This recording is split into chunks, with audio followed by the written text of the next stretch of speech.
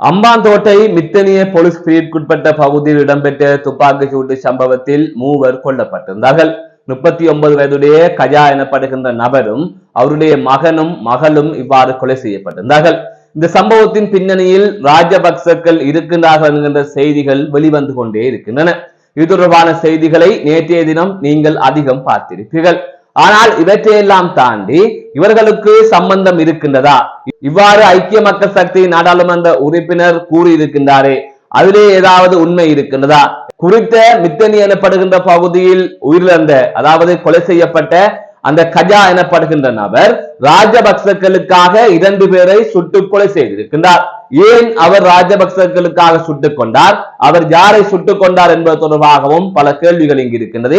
இவர்களுக்குள் இருந்த நெருக்கம், பிறகு ஏற்பட்ட விலகல், இதனால் தற்பொழுது ஏற்பட்டிருக்கின்ற சம்பவம், இதன் பின்னணியில் இருக்கின்ற சம்பவங்கள் என்று அனைத்தையுமே மிக தெளிவாக பார்க்க இருக்கின்றோம். அதற்கு முதல் JK ரிப்போர்ட் எனப்படுகின்ற இந்த யூடியூப் சேனலை சப்ஸ்கிரைப் செய்து கொள்ளுங்கள்.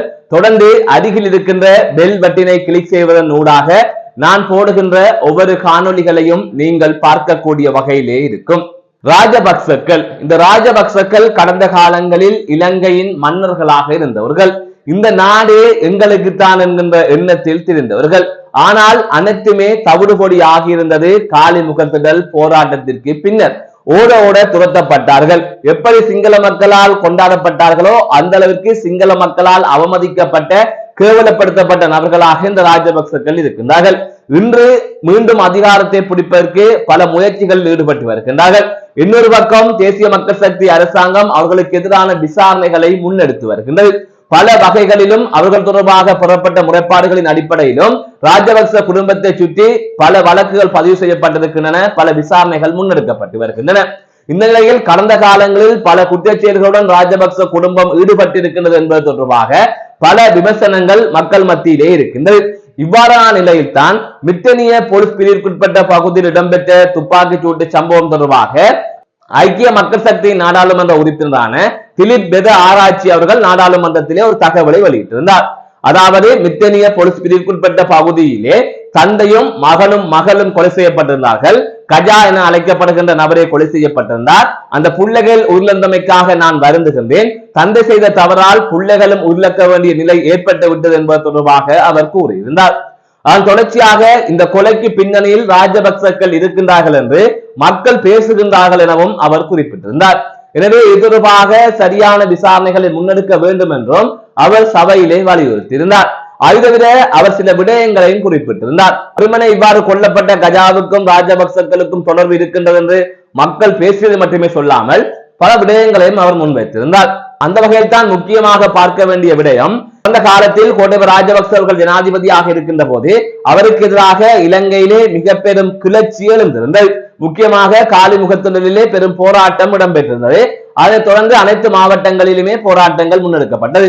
அப்போது ராஜபக்சர்களுக்கு எதிராக போராடியவர்களுக்கு எதிராக செயற்பட்டவர் தான் இவர். அதாவது அந்த காலப்பகுதியில் ராஜபக்சர்களுக்கு ஆதரவாக செயற்பட்டவர் தான் இவர். கடந்த காலத்தில் பல வருடங்களாக ராஜபக்சர்களுக்காக செயற்பட்டவராக இந்த கஜா எனப்படுகின்ற நபர் இருக்கின்றார். அப்படியான நிலையத்தான் அவர் ஒரு விடயத்தை கடந்த 2022ஆம் ஆண்டு செய்திருந்தார்.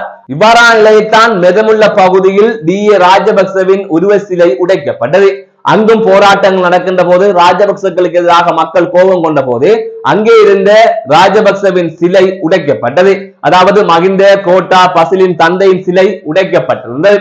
இந்த நிலையில் அவ்வாறு உடைத்தவர்களில் இருவரை T56 ரக துப்பாக்கியை வைத்து சுட்டு கொலை செய்தவர் தான் இந்த கஜா எனப்படுகின்ற நபர் என்று அவர் குறிப்பிட்டிருந்தார். அது தவிர அவரது துப்பாக்கி பிரயோகத்தில் காயமடைந்தவர்களும் இருக்கின்றார்கள். ஆனால் இது தொடர்பாக எந்தவித விசாரணைகளும் அந்த காலப்பகுதியிலாக இருக்கட்டும் அல்லது அவர் கொல்லப்படும் வரை முன்னெடுக்கப்படவில்லை என்று கூறப்படுகின்றது. இந்த நிலையில் தான் கடந்த ஜனாதிபதி தேர்தலுக்கு பின்னர் ராஜபக்சர்களிடமிருந்து விடுபட்டு வேறு கட்சிக்கு ஆதரவு தெரிவித்ததாக கூறப்படுகின்றது. ராஜபக்ச குடும்பங்களின் ஆதாரங்களை இவர் வெளிப்படுத்துவார் அல்லது அவர்களுடைய ரகசிய தகவல்களை இவர் வெளிப்படுத்துவார் என்கின்ற சந்தேகத்தில் அவர்கள் கொலை செய்திருக்கலாம் என்று மக்கள் பேசுவதாக அவர் கூறியிருந்தார். இதற்கு சரியான விசாரணைகள் முன்னெடுக்கப்பட வேண்டும் என்றும் அவர் வலியுறுத்தியிருந்தார்.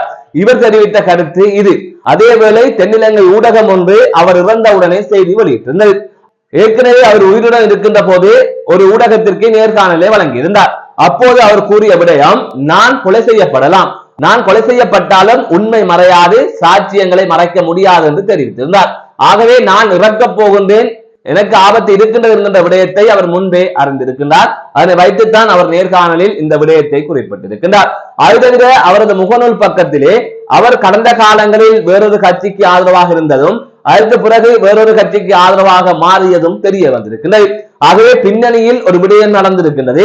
ராஜபக்சர்களுக்கு ஆதரவாக இருந்தவர் கட்சி மாறி இருக்கின்றார். அப்படி இருக்கின்ற போது அவர்களுடன் இருந்த நபர் ஒருவர் சில ஆதாரங்களை அல்லது சில தகவலை வெளிப்படுத்தலாம் என்கின்ற அச்சத்தில் ராஜபக்சர்கள் நினைத்திருக்கலாம். ஆனால் அதற்காக அவர்கள் கொலை செய்திருப்பார்களா இல்லையா என்பது தொடர்பாக எந்த உறுதிப்படுத்தப்பட்ட தகவலும் இல்லை.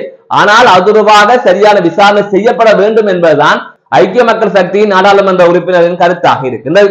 கடந்த காலங்களில் பல கொலைகளை செய்ததாக ராஜபக்ச குடும்பத்தைச் சேர்ந்த பலரும் தற்போது வரை மக்களால் விமர்சிக்கப்பட்டு வருகின்றார்கள். ஆனால் அது தொடர்பாக விசாரணைகள் மேற்கொள்ளப்படவும் இல்லை, அது தொடர்பாக உறுதிப்படுத்தவும் இல்லை. எனவே இவ்வாறான பின்னணியில் அவர்கள் செய்திருக்க கூடும் என்கின்ற எண்ணம் மக்களுக்கு இருக்கின்றது. அதுவே தமிழ் மக்கள் பலரும் மஹிந்த ராஜபக்ச, கோட்டபய ராஜபக்ச அவர்களின் ஆட்சி காலத்தில் பாதிக்கப்பட்டிருந்தார்கள். இவ்வாறு இவ்வளவோ விடயங்களை நாட்டில் செய்தவர்கள் இதை செய்திருக்க மாட்டார்களா என்பதுதான் தமிழ் மக்களின் கருத்தாகவும் இருக்கின்றது. ஆனால் எதை கதைப்பதாக இருந்தாலும், எதை உறுதியாக சொல்வதாக இருந்தாலும் விசாரணைகளின் பின்னர் உறுதிப்படுத்தியதற்கு பின்னரே இது தொடர்பான முடிவை சொல்ல முடியும். இதேவேளை கணையமுள்ள சஞ்சீவ கொலை தொடர்பாகவும் சில செய்திகள் வெளிவந்திருக்கின்றன. கணையமுள்ள சஞ்சீவவை சுட்டுக் கொண்ட சமிந்து எனப்படுகின்ற நபரின் காதலி கைது செய்யப்பட்டிருந்தார்.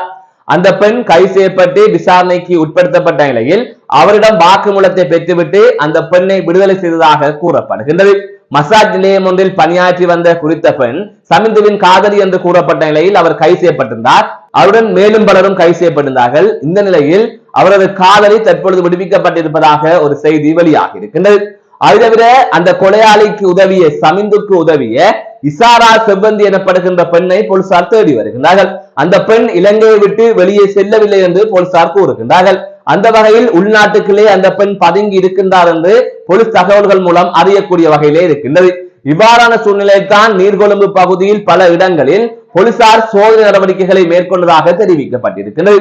நேற்றைய தினம் இந்த சோதனை நடவடிக்கைகள் இடம்பெற்றதாகவும் கூறப்படுகின்றது. அதேவேளை இந்த செவ்வந்தியின் பாட்டி, தாய், சகோதரன் ஆகிய மூவரும் நீர்கொழும்பில் அவர்களது வீட்டிலிருந்து வெளியேறி இருப்பதாக கூறப்படுகின்றது. பாதுகாப்பு காரணங்களுக்காக அவர்கள் வெளியேறி இருப்பதாக தெரிவிக்கப்பட்டிருக்கின்றது. இந்த இசாரா செவ்வந்தி எனப்படுகின்ற பெண்ணை போலீசார் தீவிரமாக தேடி வருகின்றார்கள். இது தவிர பொதுஜன பிரமுனவின் நாடாளுமன்ற உறுப்பினரான நாவல் ராஜபக்ச அவர்கள் ஒரு தகவலை தெரிவித்திருக்கின்றார். நான் கைது செய்யப்பட்டால் கூட ஆச்சரியம் இல்லை என்று அவர் தெரிவித்திருக்கின்றார். அதாவது தற்பொழுது இருக்கின்ற அரசாங்கம் ராஜபக்ச குடும்பங்கள் மீது பழி போடுவதிலே குறியாக இருக்கின்றது. அதனை தாண்டி ராஜபக்ச குடும்பத்தை விசாரிப்பதிலே உறுதியாக இருக்கின்றார்கள். கடந்த காலம் தொடர்பாக பேசிக்கொண்டே இருக்கிறார்களே தவிர தற்பொழுது எதனையும் செய்வதாக இல்லை என்று அவர் குறிப்பிட்டிருந்தார். நான் கைது செய்யப்பட்டால் கூட ஆச்சரியம் இல்லை என்கின்ற ஒரு தகவலையும் அவர் வெளிப்படுத்தி இருக்கின்றார். அது தவிர இந்த நாட்டை பொறுப்பேற்பதற்கு நாங்கள் தயாராக இருக்கின்றோம் என்றும் இதற்கு முதல் அவர் தெரிவித்திருந்தமையும் குறிப்பிடத்தக்கது. மீண்டும் ஒரு காணொலி சந்திக்கின்றேன். நான் நடராசா ஜெயகாந்தன்.